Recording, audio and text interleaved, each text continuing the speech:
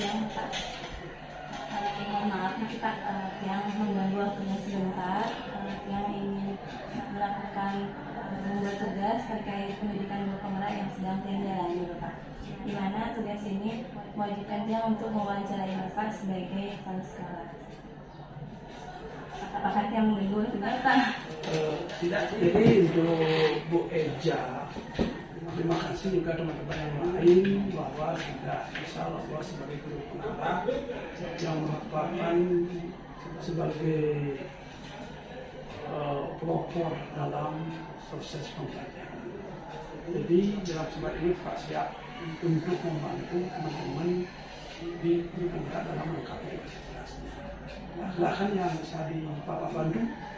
Terima kasih Pak atas waktu dan kesempatannya.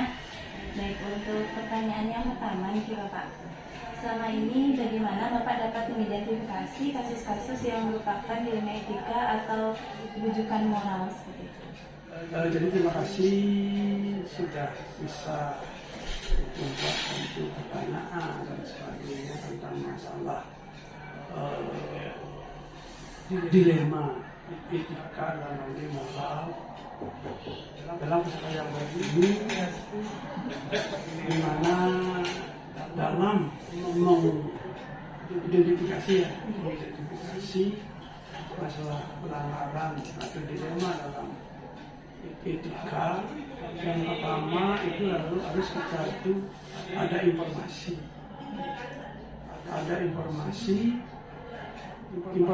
itu bisa kita dapatkan dari guru, dari wali, dari BK, dari wakil siswa, dan stakeholder yang lainnya yang harus kita. Setelah kita mendapatkan informasi yang jelas, baru kita rumuskan permasalahan itu. Jadi sebelum kita merumuskan permasalahan itu, kita mengadili atau memberikan sesuatu membantu menjustice. Jadi kita rumuskan dalam bentuk mengidentifikasi permasalahan tersebut, sehingga nanti dalam penyelesaian masalah kita tepat pada sasaran. Kira seperti itu untuk mengidentifikasi.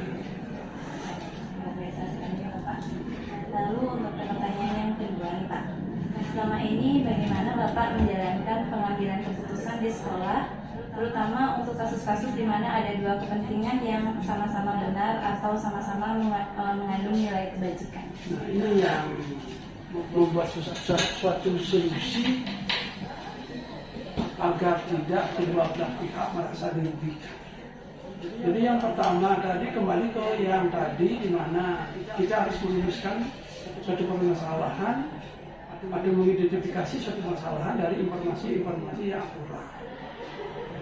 Kedua, di dalam kita menyelesaikan masalah ini menyesuaikan dari informasi atau kejadian yang ada, sehingga nantinya dalam kita memberikan suatu keputusan itu agar tidak merugikan satu sama lainnya, harus sama-sama atau menimbang agar tidak berat sebelah, bukan berat sebelah, sehingga terjadilah kita mengayomi anak itu dengan baik. Saya kira seperti itu. Walaupun dari sisi yang berat, tapi nilai-nilai sama, makanya harus kita rumuskan dan kita berikan jalan keluarnya bagaimana anak itu bisa menjalani. Kalau yang merasa disalahkan bisa membenarkan, yang bisa benar bisa menyeimbangkan. Jangan sampai yang benar itu disalahkan. Ya, jadi kita menimbang permasalahan itu karena itu menyai suatu nilai yang sama, yang benar. Mungkin ini kesadaran yang kita tonjolkan sederhana itu dan menilai diri sendiri apakah dia itu sudah benar atau yang disalahkan. Nah ini jangan sampai ada saling menyalahkan padahal itu semuanya benar, tidak ada saling menyalahkan. Inilah perannya kita sebagai stakeholder yang di sekolah untuk memberikan suatu keputusan, jangan sampai nanti merugikan merugikan sebelah pihak. ke pertanyaan ketiga nih Bapak. Langkah-langkah atau prosedur seperti apa yang bisa Bapak lakukan selama ini? Sebelum mengambil langkah, yang pertama harus kita lihat prosedur atau aturan atau regulasi yang ada. Kalau di sekolah kita kan jelas itu adalah regulasi, yaitu tentang tata tertib, atur-atur yang lain yang menunjang sekolah, dan yang terpenting kita itu adalah mempertimbangkan dari segi kemanusiaannya, humannya. Itu yang harus kita pertimbangkan. Kita itu walaupun dia itu salah, tapi kita harus menjadi hukum yang berat. Jadi regulasi harus tepat, tata tertib, aturan utama yang lainnya, dan mempertimbangkan dari segi kemanusiaan itu dari segi mental. Mungkin singkat itu jawaban Pak. Lanjut kalau belum ada. Untuk pertanyaan yang keempat, Bapak, hal-hal apa saja yang selama ini Bapak anggap efektif dan dalam pengambilan keputusan apa saja yang selama ini merupakan tantangan dari Bapak? Jadi untuk agar lebih efektif kan emang sulit mencari yang praktis, yang tepat guna, yang bisa diterima oleh semua kalangan atau semua pihak. Itu memang sulit. Tapi kita di sini di sekolah kita itu kan untuk mengefektifkan dalam menyelesaikan suatu masalah itu adalah kerjasama tim. Artinya, dan yang maksud adalah semua stakeholder yang ada di sekolah, mulai dari guru, dari tim, dari wali, semuanya berkecimpung, termasuk juga dari orang tua. Ini harus kita rangkum, harus kita ajak bersama-sama untuk menyelesaikan suatu masalah. Kenapa? Kalau guru itu sudah semua guru, karena guru itu tidak mengajar, guru itu harus ada membina, mendidik, membimbing siswa. Kalau sudah semua guru seperti itu memperhatikan siswa, Pak yakin, seyakin-yakinnya masalahnya ada sangat bisa kita selesaikan, dan itu merupakan efektif dalam menyelesaikan masalah. Efeknya apa? Jadi sudah guru sudah selesai, berarti tidak perlu dipenyalahkan lagi, tidak perlu ke kelas sekolah. Nah inilah peranan kita semua, stakeholder yang ada, guru-guru yang ada, semuanya bersama-sama merupakan satu tim dalam menyelesaikan masalah. Selanjutnya Bapak, Sedangkan tantangan tantangannya memang berat sekali, tantangan kita itu dalam menyelesaikan masalah. Kita sudah benar memberikan solusi kepada yang berbuat masalah, itu bisa katakan dalam ini adalah siswa kita. Tapi kadang-kadang siswa itu punya karakter yang berbeda. Karakternya apa? Mungkin dia punya kekurangan karakter yang baik, dia merasa dimarahi. Nah, padahal kita sebagai guru kan tidak memarahi, kita itu membina, mendidik, membimbing. Nah, tapi kadang-kadang karena karakternya agak temperamen, sehingga dia itu merasa marah, merasa dirugikan, sehingga dia itu marah. Nah ini yang perlu kita tekan pada anak, bahwa pendidikan atau bimbingan dari guru itu adalah mengarah ke hal yang positif. Apalagi nanti permasalahan masuk pada keluarga, orang tua tidak tahu masalahnya karena baik-baik yang disampaikan oleh anaknya, sehingga orang tua juga ikut. Nah tergantung juga karakter orang tua. Nah, yang jelas tantangan adalah karakter siswa itu sebenarnya. Tapi kita sekolah kan sudah berusaha untuk memberikan informasi yang apa. Ya. Selanjutnya Bapak, apakah Bapak memiliki sebuah tata cara atau jadwal tertentu dalam sebuah penyelesaian kasus dilema etika? Apakah Bapak langsung menyelesaikan di tempat atau memiliki sebuah jadwal untuk menyelesaikannya? Nah ini tergantung kepada permasalahan. Kalau memang permasalahannya ringan, kita langsung selesai, tidak mencari waktu lagi. Dan kalau permasalahan itu kejadian itu lebih berat lagi, memerlukan orang-orang atau stakeholder atau pihak-pihak tertentu yang kita harus dakwakan. Contohnya hari ini kita tidak bisa selesaikan, mungkin nanti kita perlu orang tua atau perlu komite.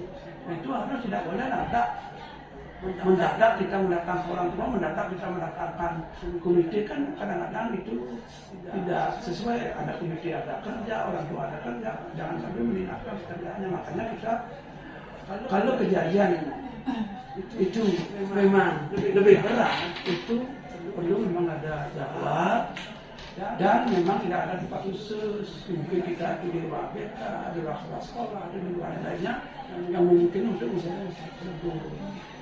Ya itu. Pak, untuk pertanyaan yang ketujuh nih Pak, adakah seseorang atau faktor-faktor apa yang dalam kasus-kasus di rumah etika? Faktor-faktor atau ini apa selama ini yang seseorang gitu yang mungkin membantu Bapak dalam pengambilan keputusan? Faktor yang menunjang untuk bisa keputusannya adalah Bapak Ibu guru, ada waka, ada BK, ada juga dari komite, ada dari orang tua, itu kan pasti, atau masyarakat yang membantu kalau memang kita perlu memerlukan itu. Jelas kita tidak boleh lepas dari itu semua. Itu semua kita harapkan untuk bisa berperan dalam mensukseskan sesuatu, menyelesaikan suatu masalah agar sekolah kita ini semakin maju, kedisiplinnya semakin terjaga. Terima kasih Bapak. Jadi yang terakhir ini Pak, dari semua hal yang telah disampaikan tadi Pak, pembelajaran apa yang dapat Bapak petik dari pengalaman Bapak dalam mengambil keputusan di rumah etika?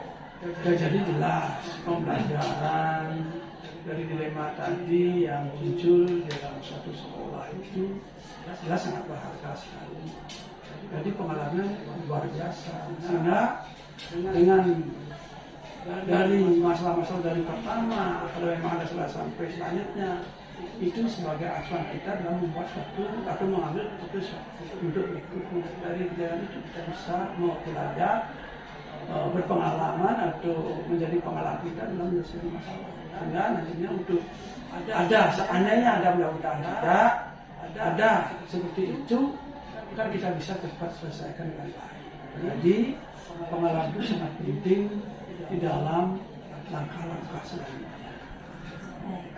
Terima kasih Bapak atas kesempatannya hari ini untuk wawancara kali ini yang sampai di sana. Tapi pesan Bapak, Bu Eja sama teman-teman sebagai baru calon guru pengarah dan mudah-mudahan bisa sukses sebagai guru pengarah, dan harapkan agar bisa mempraktekkan, bisa melanjutkan, bisa menggerakkan teman-teman yang ada di sekolah sebagai pionir dalam proses pembelajaran, sehingga mutu pelajaran, mutu pendidikan di SMP 3 Supardi bisa lebih maju dan tidak kalah dengan sekolah-sekolah yang lain, sekolah yang lebih tua, tidak kalah lagi. Ya itu aja pesan Pak sebagai orang tua di sekolah, agar teman-teman guru pengarah bisa mengemas kepada teman-teman yang lain dan tidak boleh jumawa. Artinya tidak boleh sombong, tidak boleh jumawa, karena kita tidak bisa bekerja sendiri, harus bekerja bersama-sama. Karena bersama-sama jelas ada kelebihan teman, kekurangan teman, itu harus dirangkul, tidak boleh sombong, tidak boleh jumawa dan sebagainya. Bagaimana kita bisa menerapkan ilmu yang kita dapatkan di pendidikan guru pengarah. Ya itu aja. Terima kasih Pak. Ya.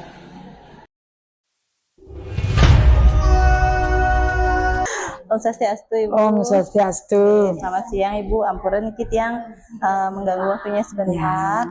Jadi Tiang datang ke sini untuk melakukan wawancara Ibu terkait tentang tugas Tiang dalam pendidikan guru penggerak Ibu. Ya. Di mana tugas Tiang ini mewajibkan Tiang untuk mewawancarai kepala sekolah seperti itu. Apakah Tiang mengganggu waktunya Ibu? Tidak, tidak sama sekali. Gitu, sama Ibu Niki terkait wawancara hari ini nih terkait tentang kasus-kasus yang mungkin pernah Ibu alami Ya, tentang dilema etika seperti itu, Ibu.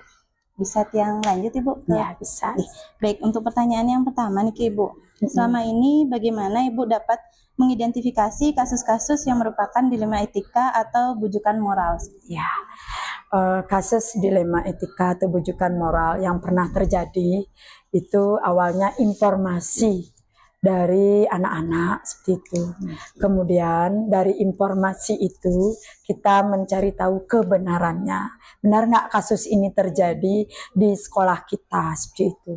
Kalau seandainya benar kasus itu, kita berkolaborasi dengan wali kelas, orang tua siswa, kemudian komite sekolah, guru BK, wakasek kesiswaan untuk mengidentifikasi kasus-kasus, informasi kasus tersebut. Apakah kasus itu ringan, kemudian sedang atau berat, seperti itu. Luar biasa sekali ya, Ibu. Jadi mencari informasi dulu. Ya, benar. Untuk pertanyaan yang kedua nih, Ibu. Selama ini bagaimana Ibu menjalankan pengambilan keputusan di sekolah Ibu, terutama untuk kasus-kasus di mana ada dua kepentingan yang sama-sama benar atau sama-sama mengandung nilai kebajikan? Ya, pada saat kasus itu sama-sama benar, kita sekali lagi berkomunikasi, berkolaborasi dengan siswa yang mengalami kasus tersebut, dengan orang tua siswa, dengan wali kelas, dengan guru BK, wakasek kesiswaan, komite sekolah, maupun pihak-pihak terkait yang berada di lingkungan sekolah kita. Sehingga nanti keputusan yang diambil benar-benar keputusan yang tidak merugikan salah satu pihak yang tersandung kasus tersebut. Luar biasa ya, Ibu. Jadi berkolaborasi. Ya, berkolaborasi. Lalu pertanyaan yang ketiga nih, Ibu. Langkah-langkah atau prosedur seperti apa yang bisa Ibu lakukan selama ini? Langkah-langkahnya yang pertama pasti mengidentifikasi dulu. Yang kedua adalah duduk bersama untuk menyelesaikan kasus tersebut, untuk mencari kata mufakat, keputusan apa yang kita ambil terhadap kasus tersebut, dengan melibatkan warga sekolah sesuai dengan tugasnya. Dalam hal ini adalah wali kelas, kemudian guru BK dan wakasek kesiswaan, kemudian melibatkan juga dalam hal ini orang tua siswa, komite sekolah sebagai perwakilan daripada orang tua siswa. Kemudian karena sekolah kita dekat dengan Polsek Sukawati, kalau suatu kasus diperlukan adanya pelibatan daripada Polsek, kami mengundang pihak Polsek untuk ikut berkolaborasi seperti itu. Luar biasa ya, Ibu. Terus pertanyaan selanjutnya nih, Bu. Hal-hal apa saja yang selama ini Ibu anggap efektif dalam pengambilan keputusan pada kasus-kasus dilema etika? Ya, yang paling efektif komunikasi dan berkolaborasi, baik dengan warga satuan pendidikan yang ada di sini, maupun dengan orang tua, komite, maupun dengan pihak-pihak yang terkait. Selanjutnya, Ibu, hal-hal apa saja yang selama ini merupakan tantangan dalam pengambilan keputusan pada kasus-kasus dilema etika? Ya, tantangannya adalah saat kita berkolaborasi dengan orang tua siswa, kadang-kadang orang tua tidak percaya anaknya sedang tersandung kasus seperti itu, karena sikap anak-anak di sekolah dan di rumah yang berbeda. Seperti itu tantangan terberatnya. Kemudian keputusan yang diambil walaupun sudah duduk bersama, tetapi ada orang tua setelah duduk bersama itu kurang setuju dengan keputusan yang telah kita ambil seperti itu. Oke. Dan selanjutnya, Ibu, apakah Ibu memiliki suatu tata kala atau jadwal tertentu dalam sebuah penyelesaian kasus dilema etika? Apakah Ibu langsung menyelesaikan di tempat atau memiliki sebuah jadwal penyelesaiannya atau dalam bentuk prosedur-prosedur seperti itu, Ibu? Prosedurnya ada. Itu pertama, kalau memang kasusnya itu ringan, itu diselesaikan oleh wali kelas dan orang tua dengan guru BK. Kalau kasusnya itu sedang, kita tambah dengan wakasek kesiswaan. Kalau memang itu kasusnya berat, itu tambah dengan kepala sekolah, kemudian komite, dan pihak-pihak yang terkait. Kalau bisa kita libatkan dengan, karena di sini berada di Desa Sukawati, kita libatkan Bimas dan Babinsa daripada Desa Sukawati, seperti itu. Berarti tergantung dari kasusnya. Ya, tergantung dari kasus yang kita hadapi, seperti itu. Baik. Untuk selanjutnya Ibu, adakah seseorang atau faktor-faktor apa yang selama ini mempermudah atau membantu Ibu dalam pengambilan keputusan dalam kasus-kasus dilema etika? Ya, dalam pengambilan keputusan yang pasti dibantu oleh warga sekolah. Yang pertama, kemudian orang tua, komite sekolah, kemudian pihak-pihak yang terkait. Baik. Jadi tetap berkolaborasi. Ya, dengan tetap semua, ada Ibu, ya. kolaborasinya. Yang terakhir nih Ibu, Ya. dari semua hal yang telah disampaikan tadi, pembelajaran apa yang dapat Ibu petik dari pengalaman Ibu mengambil keputusan dalam kasus dilema etika? Ya, dengan berkomunikasi dan berkolaborasi dengan baik itu dengan warga sekolah maupun dengan pihak-pihak yang terkait yang dalam mendukung keputusan kita, itu akan menghasilkan suatu keputusan yang terbaik yang tidak merugikan oleh salah satu pihak, seperti itu. Ya, jadi Ya. tetap untuk menjaga Ya, hubungan kan Ibu? ya, menjaga hubungan yang baik. Ya. Oke. Luar biasa sekali Ibu, terima kasih atas pengalamannya Sama-sama. dan waktunya serta kesempatan yang sudah diberikan kepada Ya. saya.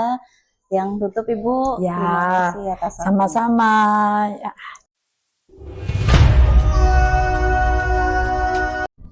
Om Swastiastu, selamat siang Bu.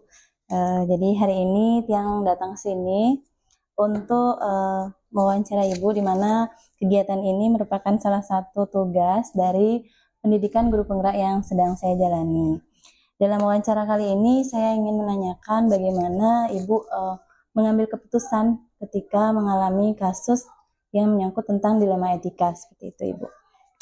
Ya, memang kan kasus itu pastinya kita sebagai kepala sekolah tuh harus melihat dulu seperti apa, karena memang kita juga ada aturan hukum yang berlaku, kemudian kita juga ada etika yang berlaku di tengah masyarakat, jadi semuanya harus benar-benar kita pertimbangkan. Ada kalanya kita juga mengambil pertimbangan dari teman-teman senior, ada kalanya juga kita harus memakai kata hati nurani kita sebagai pimpinan seperti apa. Contohnya kita lihat seorang anak misalnya gitu, jadi dia lama nggak sekolah gitu, jadi kita nggak bisa langsung untuk judge dia bahwa oh ketika dia nggak sekolah berarti dia bolos, berarti dia nggak boleh naik kelas gitu, atau langsung kita pakai undang-undang peraturannya bahwa ketika dia kurikulumnya adalah kurikulum sebelum kurikulum K13 kan dianjurkan bahwa semua anak itu ada presensinya berapa persen kan gitu. Nah, kalau misalnya ini kita harus lihat dulu apa yang terjadi sama anak itu, apakah dia itu nggak sekolah, pasti ada alasannya. Karena kan kita harus cari tahu dulu alasannya apa, kemudian kita ke keluarganya, terus apa yang bisa kita bantu, sehingga itulah yang menjadi dasar juga kemungkinan sekarang itu jadi kurikulum merdeka. Jadi semua basisnya dibalikkan lagi bahwa semua peraturan dan apapun yang kita lakukan, jadi nggak bisa berdasarkan peraturan aja, tapi juga kita pertimbangkan, tapi seenggaknya kita nggak boleh juga melewati aturan-aturan hukum yang berlaku. Ya, luar biasa sekali ya Ibu. Jadi ini ada beberapa pertanyaan yang saya ingin ajukan kepada Ibu. Jadi pertanyaan yang pertama, selama ini bagaimana Ibu dapat mengidentifikasi kasus-kasus yang merupakan dilema etika atau bujukan moral, Bu? Kalau misalnya kita identifikasi kasus, kita harus lihat dulu apakah itu ada bujukan moral, ada mungkin seperti misalnya disiplah, kita kenal sama orangnya, kita rekanan, kita bermain-main dengan angka-angka dana bos, itu sih udah nggak benar ya. Jadi menurut saya sebenarnya apapun itu yang kita gunakan, kita harus punya namanya etika, kembali kita kepada etika diri sendiri, kemudian kita harus belajar bahwa kepentingan kita adalah untuk kepentingan umum, jadi yang kita pikirkan adalah kepentingan bersama, bagaimana semuanya agar kepala sekolah itu taat hukum, dan sekarang kan agak susah juga karena kan semua udah dipos-poskan dengan perencanaan basis data, jadi kita nggak bisa emang ngapa-ngapain. Memang lebih baik semua transaksinya dilaksanakan secara online. Jadi orang tua bisa ngecek, jadi nggak ada lagi yang namanya bujukan moral atau kita menjadi kayak dilema sama ini, tapi memang kita harus benar-benar kita cek sekolahnya atau enggak, rekanannya siplah bagus atau enggak, jadi kita bekerjanya ya berdasarkan itu, apa ya, Berdasarkan sesuai aturan. dengan berdasarkan aturan. Ya, bagus sekali ya Bu. Untuk pertanyaan yang kedua, selama ini bagaimana Ibu menjalankan pengambilan keputusan di sekolah, terutama untuk kasus-kasus di mana ada dua kepentingan yang sama-sama benar atau sama-sama mengandung nilai kebajikan? Kalau ada konflik kepentingan atau ada hal-hal yang mengandung nilai kebenaran, sebaiknya memang kita harus dengar dari dua posisi itu. Apa kelebihannya, apa kemudian kekurangannya. Kemudian kita dengar juga dari sisi yang lain, apa kelebihan, apa kekurangannya. Jadi kita sama-sama berembuk untuk memecahkan win-win solution. Jadi nggak bisa ini win, ini lose gitu, nggak bisa. Atau siapa yang nada suaranya lebih tinggi, atau dicari ini yang bawa siapa gitu, nggak bisa gitu. Tapi kita harus dudukkan, proporsikan bahwa ini gimana. Berarti kita harus identifikasi kasusnya dulu seperti apa. Identifikasi dulu ya Bu ya. Iya. Oke. Untuk selanjutnya, langkah-langkah atau prosedur seperti apa yang Ibu lakukan selama ini? Prosedurnya, langkah-langkahnya pastinya harus dicek dulu, dikenali, kemudian kita harus benar-benar tahu duduk masalahnya, kemudian aturan hukum atau aturan etikanya gimana, ada aturan etika organisasi. Kalau misalnya dia guru ya ada aturan etika organisasi, kalau dia murid, jadi kita harus tahu dasar hukumnya bagaimana, tata tertibnya seperti apa. Kalau misalnya orang tua, kita harus masuk ke gimana aturan komite sekolah, bagaimana aturan sebagai orang tua siswa gitu. Berarti kembali ke lingkungan ya, Bu ya. Oke. Untuk pertanyaan selanjutnya, hal-hal apa saja yang selama ini Ibu anggap efektif dalam pengambilan keputusan pada kasus-kasus dilema etika? Kalau dari pengambilan keputusan memang lebih banyak saya itu berkiblat pada contoh-contoh kasus yang sepanjang pengalaman ya. Kan ini juga berdasarkan pengalaman dulu ketika baru jadi kepala sekolah gitu 3 tahun yang lalu mungkin kita agak kaget. Tetapi bagaimanapun juga untuk menjadi seorang pimpinan yang baik memang dia harus menjadi bawahan yang baik dulu. Sehingga dengan menjadi bawahan yang baik pasti dia akan ikut loyal dan lain sebagainya. Kemudian dengan begitu kita harus pelajari juga posisi kakinya orang itu. Ketika ada masalah, kita harus posisikan diri kita sebagai guru misalnya. Kita posisikan diri kita itu sebagai orang itu. Supaya kita nggak terlalu merasa kita benar sendiri, kita mau menang sendiri. Kemungkinan kayak misalnya, contoh kecil aja ada guru misalnya terlambat. Karena kebijakan kan pasti dari jam 7 sampai jam 7.30. Jadi kalau misalnya kita lihat guru itu terlambat, apakah kemungkinan dia punya anak kecil atau kemungkinan anaknya sakit. Jadi kemungkinan itu harus kita pelajari. Jadi jangan sampai membuat ketersinggungan, kemudian jangan juga membentak anak buah di depan orang-orang banyak. Jadi hal itu agak kurang beretika. Jadi ada hal-hal yang memang harus kita terapkan secara baik dan juga apapun itu harus berdasarkan pengalaman yang panjang. Ya. Dan di sini dapat yang ambil bahwa Ibu menjadi teladan dulu ya Bu ya? Iya, harus menjadi teladan dulu. Nggak bisa kita yang pimpinannya terus nggak bisa disiplin, terus kita ngarepin anak buah disiplin, ya nggak bisa. Nggak bisa kita ngarepin kalau misalnya pimpinannya pulangnya cepat, ya anak buahnya ya juga cepat pulangnya kan gitu jadinya. Oke. Luar biasa sekali ini Bu. Jadi pertanyaan selanjutnya, apakah Ibu memiliki sebuah tata kala atau jadwal tertentu dalam sebuah penyelesaian kasus dilema etika ini Bu? Saya memang sering mengadakan curhatan hati kepada anak-anak. Kalau memang dia ada hal-hal yang memang dia nggak cocok sama gurunya atau apa, kita punya juga kantong saran dan kotak saran yang kita buka setiap hari Senin, kemudian hari Kamis kita ada sesi curahan hati di kelas. Kemudian kepada guru-guru, saya sendiri mengadakan asesmen diagnostik awal untuk guru-guru, jadi supaya saya tahu bahwa oh dia rumahnya berapa kilo dari sekolah, oh dia anaknya berapa, oh dia tinggal sama siapa, oh dia ada mertuanya yang sakit kanker, dia punya suami atau istri yang memang sakit ginjal. Jadi dengan begitu kita otomatis perlakuan saya tuh nggak sama antara satu dengan yang lain. Sama dengan guru, mungkin kalau di kelasnya guru harus bisa asesmen diagnostik sama muridnya, tapi kalau saya sebagai pimpinan kita harus asesmen diagnostik guru dan pegawai kita gitu. Itu yang makanya harus banyak banget, manajemen itu harus memang benar-benar dipelajari. Itu kan dalam sisi kalau sudah terjadwal ya Bu ya. Ya memang terjadwal di awal kita ini. Kemudian kalau ada masalah atau apa, memang kita konselingin. Saya setiap bulan itu masuk ke kelas-kelas untuk observasi dia dalam pembelajarannya, apakah secara profesional guru itu ada masalah atau enggak.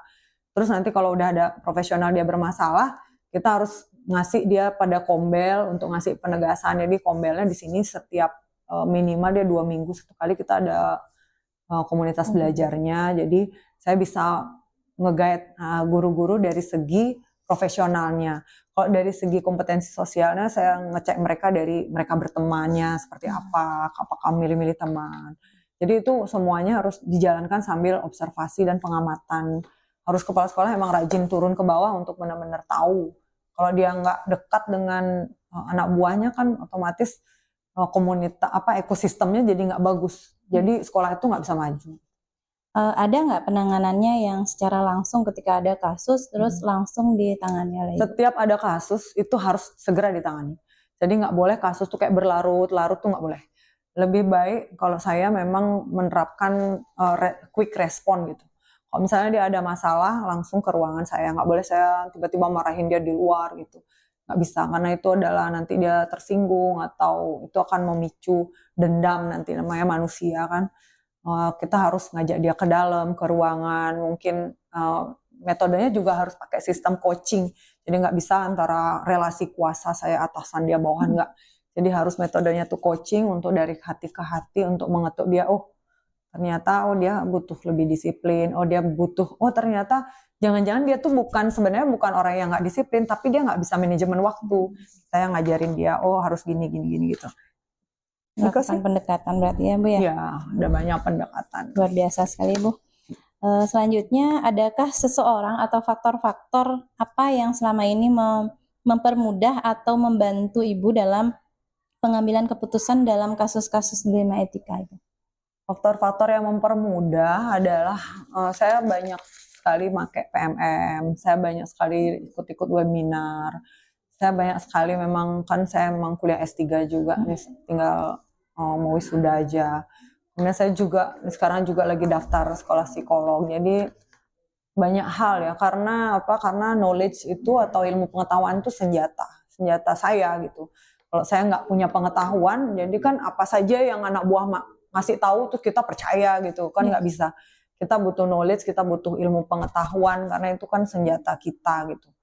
Dan ditambah lagi dengan pengalaman dan kemudian kita ramu semuanya dalam hati nurani yang baik. Jadi dapat saya simpulkan bahwa di sini Ibu untuk membantu mendukung itu jadi meningkatkan kompetensi diri ya Bu ya? Iya betul, kompetensi diri. Yang terakhir nih Bu, dari semua hal yang telah disampaikan tadi, pembelajaran apa yang dapat Ibu petik dari pengalaman Ibu mengambil keputusan dilema etika? Dari pelajaran dilema etika itu yang dapat saya ambil kesimpulan bahwa kita itu adalah human ya. Jadi kita sebagai human, kita juga pendekatan yang kita lakukan juga humanis. Dan kita juga makhluk sosial, kita nggak bisa mengadakan pendekatan yang lainnya tuh mungkin kurang tepat. Misalnya kita mau pakai metode diktator atau metode yang mana itu mungkin agak kurang tepat. Jadi semuanya kembali pada ilmu-ilmu sosiologi, kemudian ilmu psikologi, di mana ketika pendekatan itu sudah dilakukan, pastinya apa yang seharusnya tidak terjadi ya minimal bisa kita tekan gitu, supaya hasilnya dan dampaknya juga jadi meningkat gitu untuk organisasi. Wah, luar biasa sekali Bu. Jadi saya dapat pelajaran baru nih hari ini, gimana saat kita mengalami suatu dilema etika itu kita harus melihat lagi seperti apa kondisinya, bagaimana lingkungan kita, seperti itu ya Bu ya. Ya. Baik, terima kasih banyak Ibu atas waktu dan kesempatannya, bagaimana sharing-sharingnya dan ilmunya.